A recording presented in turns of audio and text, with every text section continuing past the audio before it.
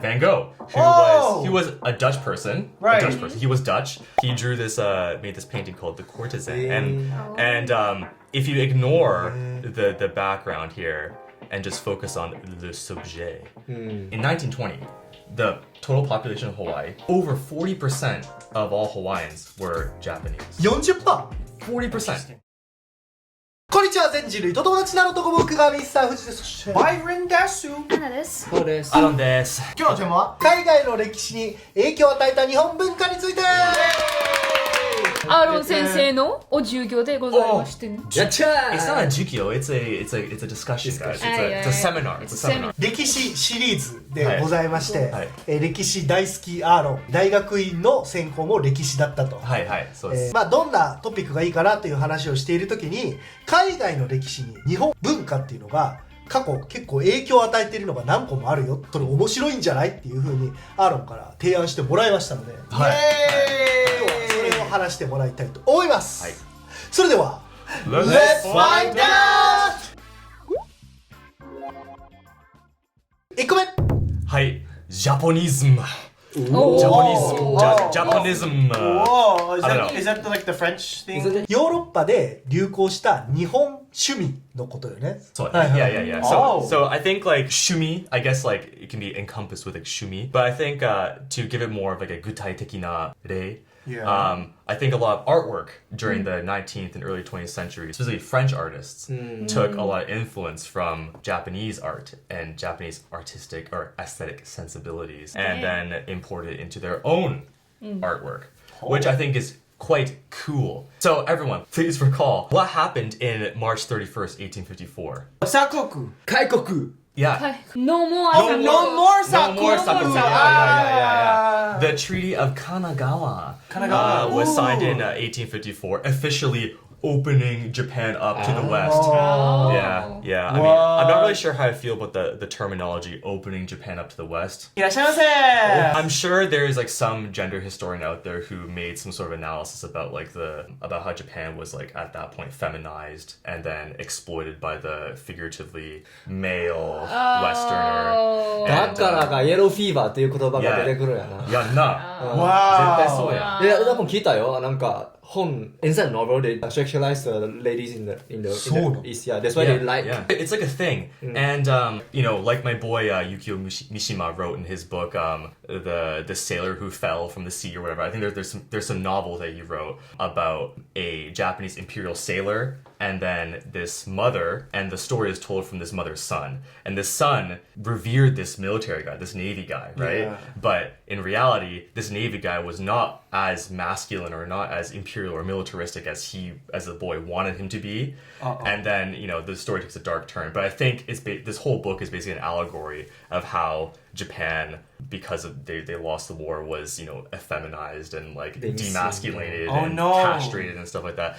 And like you can see a lot of these terms being used in other places in the world. Like Quebec, I mentioned Quebec a moment ago. Quebec historians, Quebec people in the 18th, 19th century and mid 20th century too, they kind of see their society as being like castrated or decapitated because they were conquered by the British. And so I think people like Mishima, nationalists, will see Japan as, you know, suffering from the same fate.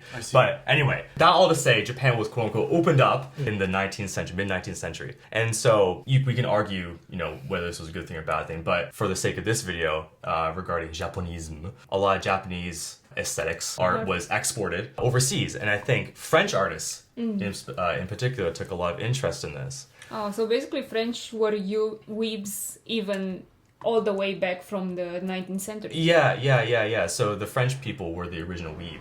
Yeah, think about that. Weeb? Yeah. Louis? 今でもさ、日本の漫画ってめちゃくちゃフランスで人気じゃん。Yeah, I guess so. この時代から日本のアートみたいなの好きでいてくれてるってことだよね。そう。例えば、in 1867, there was the Paris Exposition Universelle, which is the 1867 Paris Exposition. And I think that was kind of like the landmark moment where a lot of Japanese art was, you know, imported or whatever, and it was actually showcased to the French public. And became not mainstream, but a lot of interest was taken in these things. And so, based on what I've read online, a lot of major artists. So let's name a few. French artists, famous French artists. Who made the lily pads? Lily pads. Come on. Leonardo da Vinci. Dude. No, he's Italian. Right? Yeah. The Lily lily pads. pads in the pond. うん。 Impressionism. モネ。 There you go. ありがとう。 Yeah, Nice. Okay. Nice. 日本語で睡蓮でございます。 Yeah. Okay, so, Seiren. yeah. So Monet, he was like, oh my god, where are these paintings? Where are these ukiyo-e? The block prints? He saw this and was like, oh my god, this is incredible. He took a lot of the aesthetic qualities of Japanese paint and integrated with his own work. That's cool, Yeah. man. So it may not be like super obvious, like it's not, he didn't take like one for one things and just like made it like a Japanese painting or whatever. But I think some of the things that were common in Japanese art found their way into European paintings. These type of bridges are really, like there's one in Osaka, in Sumiyoshi Taisha. They have one of these bridges, right? Especially- And Monet, a similar type of subject, boom, a bridge. So Monet is one example. Another one is Van Gogh, who was a Dutch person. Right. A Dutch person. He was Dutch, but he was a significant painter during this era. And one of his famous paintings was called The Courtesan. So if you would please look at this. Wait, is that before ear or after ear? Yeah, good question. When was this made? どういうこと Before. Because his year. グッドクエスチョンなんそれ This is maybe when he had all his marbles still. All ears, huh? Yeah, he had all his ears. All ears. All two of his ears. That's right. He drew this, made this painting called The Courtesan. And if you ignore the background here and just focus on le sujet, you might be able to think, oh, this might just be like a Japanese painting. Yeah. Just because of like, the subject matter and the way it's painted, because it's a lot of like block colors. Yeah. You know what I'm saying? But if you look at, 19th century Impressionist paintings. The background is Impressionism, but the main subject is in the Japanese square-ish style. Yeah, right. Yeah. So I think this is a really good example to like kind of illustrate what Japonism did for the art movement. It's of really cool because Western I feel Europe, like the art style also respects the original art style because it has the block. Yeah, And then he yeah. added his own flair to the background, so It's it literally a seems block. like something he borrowed but successfully kind of blended the two together, which is truly amazing. I think that Sasuga Go, man, like Yeah. what a pro, dude. Go is the man. Yeah. Equally respectful Yeah. for both aspects. It's not just like the type of colors they used and the actual Strokes, aesthetic techniques, yeah. quality of the painting itself, but their 19th century Japanese artwork was really asymmetrical, right? Yeah. There wasn't a very, very clear subject of like portraits and stuff like that. Right. And so there's this other painting by Edgar Degas, called La Classe de Danse, La classe des danses. ballet class. Ballet class. And if you would look at this image here, it's kind of hard to say what the focus is, Trying to right? show, yeah. Yeah, it's kind of like just describing a very normal scene in a dance class kind of thing, right? And 19th century art in Japan, a lot of the times there wasn't a very clear subject. Many times it would be kind of like just like a landscape or just kind of depicting like a normal scene in a square or something like that. And I think European painters took that influence and imported in their own art, and you get things like this from Mr. Degas himself. So again, not so obvious, but I think asymmetry was a big thing in Japanese painting at the time. Maybe not totally common, but there were elements of asymmetry in Japanese Yeah. painting, and I think European artists took that and made it into their own. This is really interesting. So- it's kind of like the viewpoint. I think we talked about that from a language perspective too. That Japanese tend to see like the big picture first. Oh yeah, and then The big picture, and then they go zoom in, and sometimes they don't zoom in all the way to one subject, they just stay on the whole picture, which is kind of like what this style of painting is, whereas the more Western European perspective would be more like you have a center focal point, and from that focal point you start and describe the things around. Right, exactly. The kokusai koryu, it's a benefit for both cultures to like expand their territory. in Mutualism. to like expand Their territory. Ooh, Yes, sorry. watch out! Watch out! Watch out! That's very Western colonial language you're using there. Yeah, be careful. to expand their worldview There you go. That's good. Yeah. in Right. No, yeah. artistic ways. Topic 1, Japonism. Nice. Next, Okay. はい the state of Hawaii. Oh. ハワイ Oh, ハ Hawaii. ワイ州ってことだよね What is Hawaii? Hawaii shoe. Yeah, What is Hawaii Hawaii? shoe. When you think of Hawaii, what comes to mind? Aloha. Extension of Japan. Extension of Japan. Okay, why? Well, back in the past, there was an incident that happened, and a lot of Japanese settlers still stayed even after those times. Oh, okay. So you're thinking more on World War II era stuff, Right, right? yes, Okay. yes. Let's think back. Oh, back more. Let's Back Let's think more. back. So before Hawaii was ripped away from the Kingdom of Hawaii Ah, that's right. by those awful colonizers. Awful colonizers. Yep.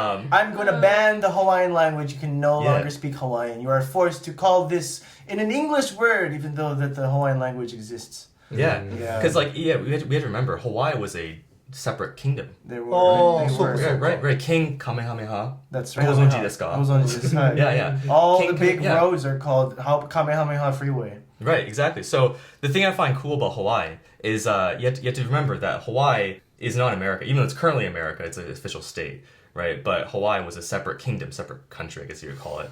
And they had official diplomatic ties with Meiji Japan. Cool.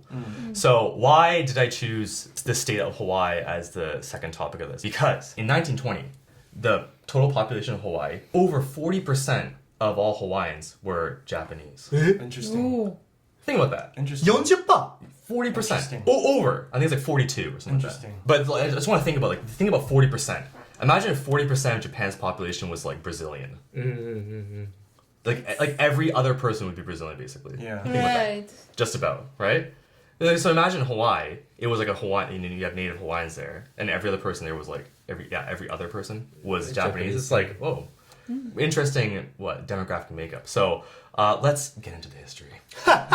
So Japanese moved to Hawaii en masse, and なぜかというと Japan didn't have a lot of diplomatic relations with a lot of different countries, right? Think about it. They were locked down for like 200 years, and then they were opened up by Mr. Perry. Not from friends. So he opened up Japan, and then Japan started to reach out to establish diplomatic relations, right? But they couldn't. They had a hard time establishing official diplomatic relations with like white countries. But Hawaii, one of the closest separate countries that wasn't a Western country, and they established formal relations in the 19th century. And so the first year of Meiji, Japan sent around 150 people to Hawaii to work as laborers, to work in whatever was available, and which turned into the sugar plantations. So Hawaiian sugar plantations was like the one of the major industries of Hawaii, and they were all Japanese. Hell yeah. Yeah. Yeah, hell yeah. At first it was celebrated. There's a Hawaiian diplomat or representative that was establishing relations with Japan, and this individual made a comment about how Hawaii and Japan are culturally very, very similar. I'm talking about native Hawaii, not American Hawaii. Native Hawaii and Japan are very similar culturally. They have similar values. He was making this comment. And because of that, we want a lot of immigrants to come here to work on these sugar plantations or other industries that were available at the time. And they were considered model immigrants. Model immigrants being they have high birth rates, they work really hard, and they're willing to work for not very much money, was kind of the idea. But this idea is consistent with across the history of immigration. Any country you look at the history of immigration has similar things happening. But obviously, at first, when these people come in, a few people come in, yeah, great, they're doing the work that we don't want to do, awesome. But when by 1920, 40% of the population is Japanese, there's going to be a pushback. Yeah. There's going to be people who are like, why are there so many Japanese people in Hawaii? Of course. We don't want them here anymore. Yeah, so there was some pushback, obviously. But I think what I think is interesting about this situation is that they kind of shaped Hawaiian culture in a way that made it acceptable for Japanese people to be there. That's right. It's still lingering today too. Right. So you were just in Hawaii, and you said like so many Japanese people were there, not just tourists, but people living there of Japanese descent. Right. Right. Here, I'll give you a good example. So in Hawaii, and even when I went there like 6-7 years ago, I went from the mainland for the probably second time, and I wanted some soy sauce with my food because I just wanted some flavor. And I said, "Oh, can you pass the soy sauce?" And the person who lived there corrected me, said, "Oh, you mean the shoyu?"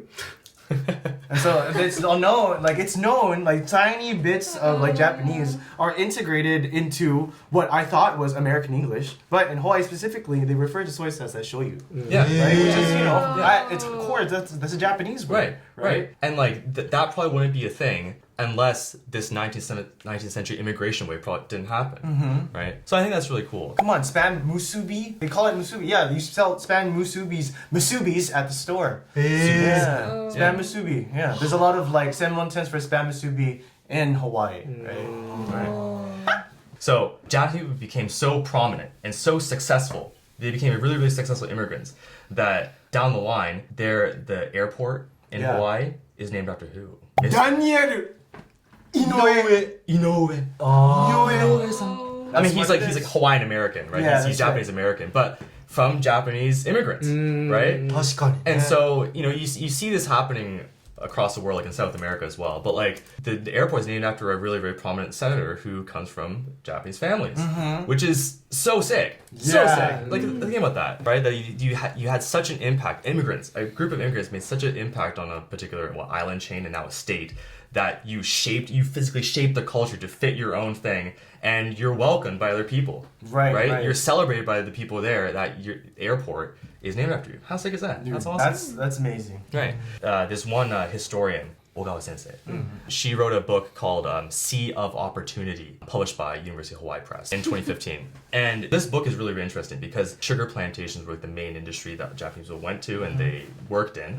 But Ogawa makes a counter argument to that and say that one might say that the fishing industries that the Japanese helped develop were more significant than the sugar plantations that Japanese people worked in. And another more meta thing to talk about is while Europeans, when they went to colonize the world, they did so through economic force or military force. Gunboat diplomacy is this term they use. But Ogawa makes a point that Japan established relations with other countries and sent their workers abroad. And then in doing so, they didn't force the country to accept them. They integrate with the community, and by their presence of being in this area, they change the culture to kind of fit the people who were living there. So I think that's a really, really a nice form of immigration, I guess. Right. Because I mean, they were sending their best and they were working the hardest, right? Yeah. And those are the people that you want to end up like listening to because the whole like area is successful and because of these immigrants that were coming in and helping benefit the whole state. Well, exactly. Right? Yeah. It's like these people were helping develop Hawaii. Yeah. Right? And that proved to be a very positive thing. Obviously, there was some pushback here and there, but 40% of Hawaii's population wouldn't be Japan if they weren't welcomed. That's right, yeah. Right. They're very kangeishiru. Yeah, exactly, yeah. 働き者ってことね Yeah, exactly. Yeah. So, you'll like this. 頑張ります So, most of the immigrants from Japan came from Yamaguchi and... Ba-ba-da-ba-bam! 広島 So, people! Yeah. So, I guess like early 20th century, Hiroshima, Yamaguchi was very, very rural still. And a lot of these people lived in very tight-knit families, and they worked really hard, and they worked on rural farms and stuff like that. And that's the type of person they wanted in Hawaii. And so a lot of these people were scouted, and they were sent in the 19th and 20th centuries. Hell yeah! Yeah. Hell yeah. Is it the same thing happening in Brazil? I heard there's also a large group of community. Yeah. So Japanese in after this gentleman's agreement that the Japanese government and the U.S. government made to stop sending immigrants to the U.S., I think Japan sought to make other relationships with other countries, and including Brazil and other South American countries. And so that's why today you have a massive population, Japanese population in Brazil, also in Peru, in Bolivia, and elsewhere.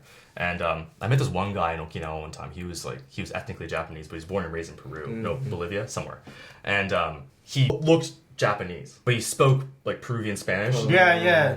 But he grew up in like a Japanese town, and so it was weird to see him like code switch because when he would speak Japanese, he'd be like, yeah, so no, and then he'd do all that stuff, and then he'd turn to his Bolivian friends, yeah, it's really cool. But anyway, the point is that there's like pockets of Japanese communities around, not just in Hawaii and America, but in Brazil and Peru and elsewhere. So yeah, history of immigration I think is really interesting, and the Japanese diaspora as a topic of study, of investigation, I think is definitely worth looking into more. So if you're interested.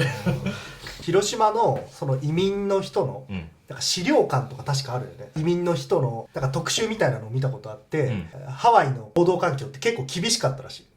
でもそれでも日本人はめちゃくちゃ頑張って長時間を耐えて働くから、逆になんかその広島と山口から人が来てほしいってハワイの人からこう指定があったとかっていう話もなんか書いてあったの読んだ気がする。What?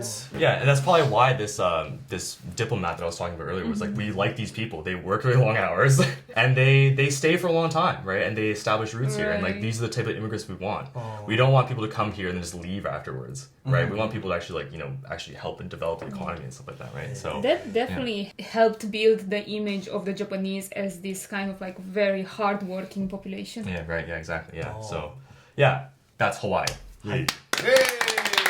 次、ババン。National Taiwan University. Oh! どういうこと？どういうことですか？台湾の大学と日本がなんか関係あるってこと？ありますよ。NTU NTU. NTU タゲン。昔の帝国大学らしいですよ。旧帝大ってよく日本で言われる大阪大学、東京大学とかのあの旧帝。そうそうそうそう。So yeah, so obviously those old Teikoku Daioku, like even now, those universities are considered like the sickest. Yeah, one of the The best. The best. sickest. If you get into Toda, it's like whoa. Wow. You get into like Handai, whoa. Wow. You get into Kyoto, whoa. Whoa. Right? I got into NTU. What's that? Hatsumimi. This might be a bit of a controversial topic, and I'm very much aware of the history of war, what happened, the people involved, and I'm going to leave it there. But just to spit facts for a second, National Taiwan University was a imperial university set up by the colonial government that was at the time controlling Taiwan. Whoa. ああ、そうか、なんか習った気がするこれ。 In the 20s. It was established in 1928 as 台北帝国大学. Whoa. Yeah. Why this is a big deal. NTU, National Taiwan University, is kind of like succeeded the Taihoku Teikoku Daioku, which was established in the 20s and 30s. But when Japan lost the war, they also had to get rid of their colonial possessions, and the Taiwanese took over this university. They didn't take it down. They didn't destroy it. They took it over, and they named it National Taiwan University, and it became a very, very good university, right? Yeah, it's a top university in Taiwan. Yeah, it's undisputedly the top university in Taiwan, and it's the alma mater of many presidents. Yes. Yeah, Taiwanese Crazy. presidents. Yeah. What? Yeah. And so, I mean, you can have a debate about how like this university has colonial legacies, which it does. Yeah. But I think what's really cool is that the Taiwanese took a pretty sensitive issue. You know, a colonial university, that doesn't really feel very good, right? Yeah. But they took a sensitive issue, turned it into their own, and produced very, very highly successful people, including many presidents. I think that's really amazing. really cool, right? That's really cool. Yeah. And so, and we're talking about intellectual history and the transmission of ideas, right?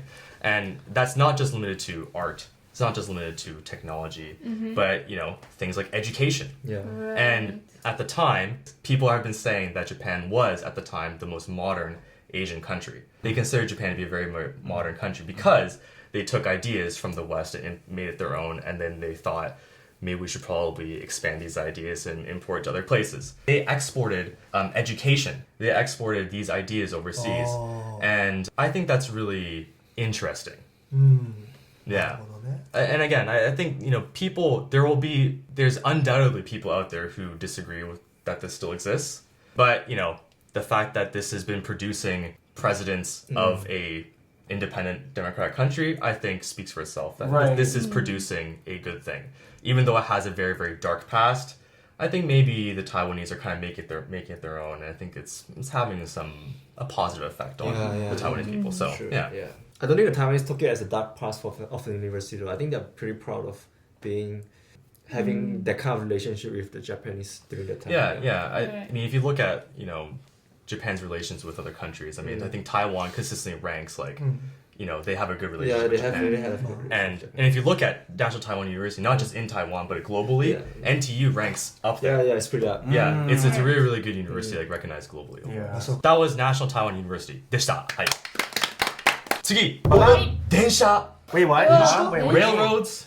Railroads. 新幹線の話 So the history of trains, history of railroads spans hundreds of years, right? And railroads, like other pieces of technology, have a intellectual foundation to them. I think, Paul, you may mention in the previous video that Japan has sent engineers over to Southeast Asia to develop their rail networks, right? Yeah. Hell yeah. Let's start this conversation with Japan sent engineers over to Southeast Asia to develop train networks, subway networks in Southeast Asia. That's pretty cool, right? That's nice. But this has roots back to industrial Japan, early 20th century. So Japan was first influenced by the UK in developing their train networks. I think they got their first steam engine or something from the UK. But they didn't just take it and they just plopped it on the train tracks in Japan. What did they do? They innovated it, as they do. Japanese people, they were refiners, right? They take things, they break it down, they make it their own. Awesome. Exactly. Right? Take that, Henry Ford. 職人精神 They did what Fuji likes to say a lot. They took the one and made it 100. Yeah. Their innovations in their train technology was so impressive that their developments was displayed at the 1904 World Fair. Whoa. And the 1910 Tokyo Global Expo. Whoa. How cool was that? So even as far as the early 20th century, the turn of the century, people were recognizing Japanese engineering, innovation. That's pretty sick. Dang. Yeah. They still do, huh? Yeah. And exactly like you said, the Japanese Shinkansen is top tier. People they only have good things to say about the Shinkansen in Japan, right? And many places like in Europe too, they take inspiration from Japanese rail networks to implement their technology into Japanese technology into European rail networks. How sick is that? That's so cool, man. So the other thing that I think is cool about this is let's talk about railroads and what do they mean? What's the essence of a railroad? I'm being serious. This may sound kind of stupid, but there is a very, very deep connection between feeling, national unity, expansion, frontierism connected with the railroad, right? For me, it just means more jobs, more work. There's a lot of you can expand so much by working on the railroad and also shipping. I was back to and fro. There's a lot of efficiency. I think it's the start of being mobile, as a country, no matter where you are. Yeah, huge. More movement and faster movement. Exactly. Yeah. Totally. Okay, so this is going to be a North American centric point that I'm going to make, but in the 19th century was the age of the train engine, right? Yeah. Thank you, Eli Whitney. Yeah, and the hundreds of Chinese laborers who had to die blowing up tunnels. Yeah, so the 19th century in the U.S. and Canada was really defined by train travel and connecting coast to coast with train tracks. And there was a lot of intellectualizing behind the development of these railroads. And I think Japan had a very similar thing.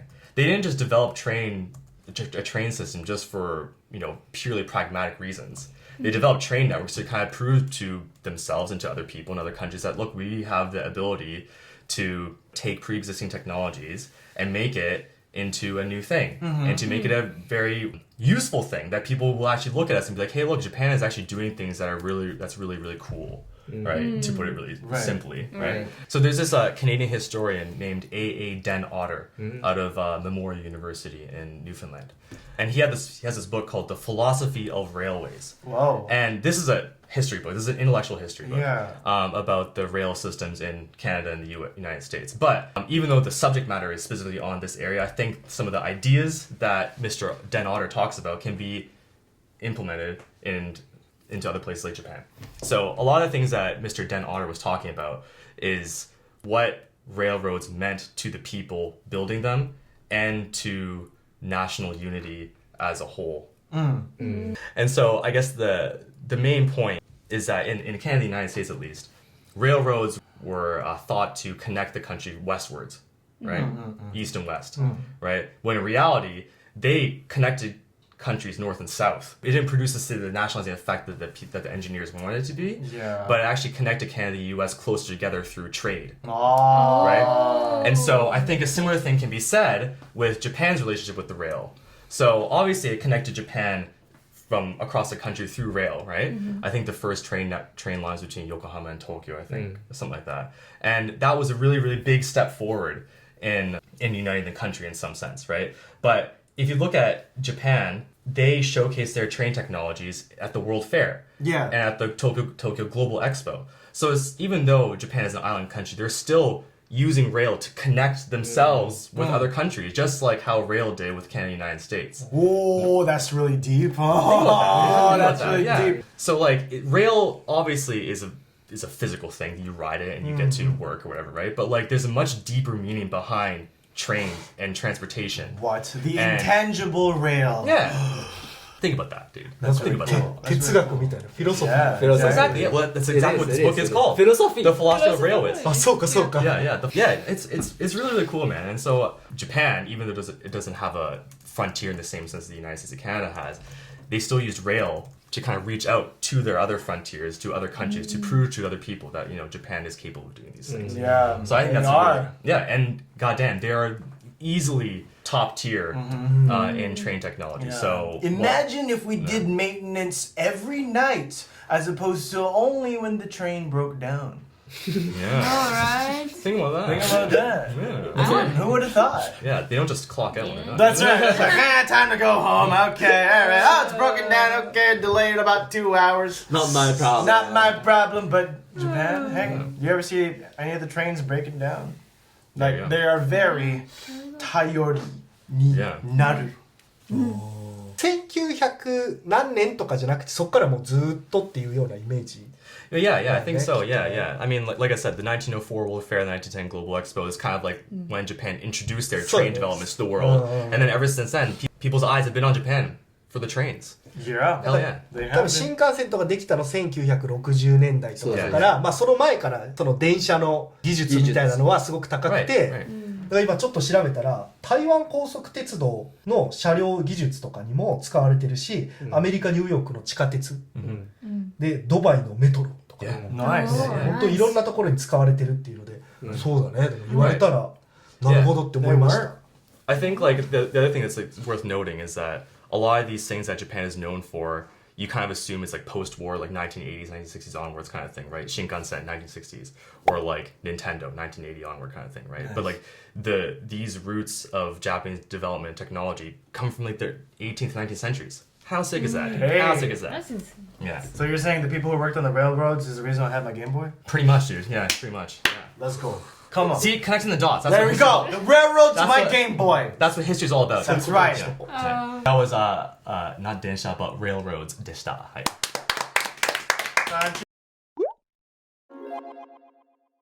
はい、ということで今日は海外の歴史に影響を与えた日本文化ということで、あのさ、お疲れ様でした Thank you for listening. It was I had a good time. Dude, please, Enjoy. again. These are so fun to just Yeah. learn and talk about and absorb. And every time that we learn a new one, I go out into the world and I finally connect the dots. Yeah, I see it because it happens. And once you learn from information from somewhere else, you see it again. You're just like, that's because That's why this is the way it is. Yeah. Aaron taught me. Actually, Even though our comment section will say otherwise. You're wrong. Yeah. なんかやっぱりこの歴史弱者全然勉強してこなかった、まあ、理系の僕にとって全体的に授業の教科書の1ページ1ページでは知識としては仕入れたことがあるんだけど、今日みたいに日本が海外に影響を与えたっていうところのカテゴライズでパッてまとめて教えてもらえたら、あ、なるほど、確かにそういう話あったなって言ってすごい興味深く学校の授業より見ることができました。ありがとうございます。ありがとうございます。 I think what's really important with studying history is to make it relevant to yourself, right? Yeah. And to make sure you properly explain the so what element to any historical conversation, right? So if you say things like, "Oh, Japan showed their trains at the World Expo," great. So what? What's So what? Yeah. What's the significance? But really though, right? But then we can talk about what do railroads mean and these type of ideas. I think is really necessary when it comes to talking about history because you won't care otherwise. Because right? yeah, a lot of kids just when they're learning history, it's like, why does this affect me? Like, Yeah. why should Why I should I care? know? Yeah. Why should I know? Like, that Yeah. doesn't make any sense. 本当 to そうだと me. 思う。 Yeah, exactly. But a lot of right. people think that way, but when you can finally connect the dots and understand why things are the way they are, you gotta look towards history. Yeah, exactly. いつもの通りね、もし間違ってることあったらコメントで優しく教えてくださいね。優しく、優しく、特に This 米 is yeah. やさしくお願いいたします。あとね、他にもその歴史系でこんなトピックやってほしいっていうのがあったらコメント欄もね、ぜひぜひ書き込んでもらって、それ全部 R もチェックしてこれやろうかなってねやってくれると思うからはいはい。それでは次の動画でまたお会いしましょう。バイバイ。